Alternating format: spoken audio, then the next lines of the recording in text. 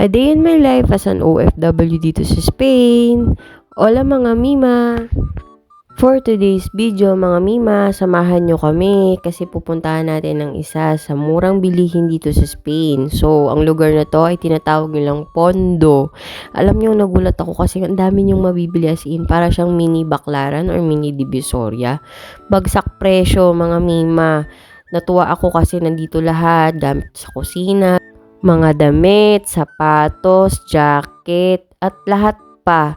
So, maging sa market nila guys, pinasok namin to. Well, nagpunta kami dito mga Mima kasi gusto nga namin bumili ng isda. Kasi sabi ng ate Mila, which is yung may-ari ng aming bahay. So, sinamahan ko siya dito. Samahan ko daw siya kasi maraming mabibili dito na murang isda, mga karne. And totoo mga Mima, no? So, kung taga Barcelona kayo at bago pa lang kayo dito, try nyong pumunta sa Pondo mga Mima, matutuwa kayo. And then after nga niya, nagkape kami, and yan na yung pinamili namin, sobrang dami.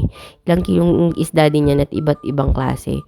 Tapos nun guys, pumunta ako dito sa salon. Syempre, meron na naman tayong bagong kliyente. So, mga Mima, no, siya ay asawa ng aming bossing. So, bossing din namin siya, mga Mima. Silang may-ari ng salon na aking pinagpa-part-time-man.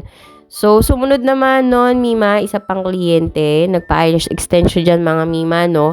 Nagpagawa siya ng volume mascara effect kasi ayaw nang masyadong makapal. Tapos, mga Mima, no, meron tayong bisita for today's video. So, dumating si Nanay Mercy, dumaan siya para ipakita ang kanyang magandang kilay. So, yan yung resulta ng 3 weeks na unang session namin ng kanyang ombre brows. And gustong-gusto niyan kasi very natural lang daw.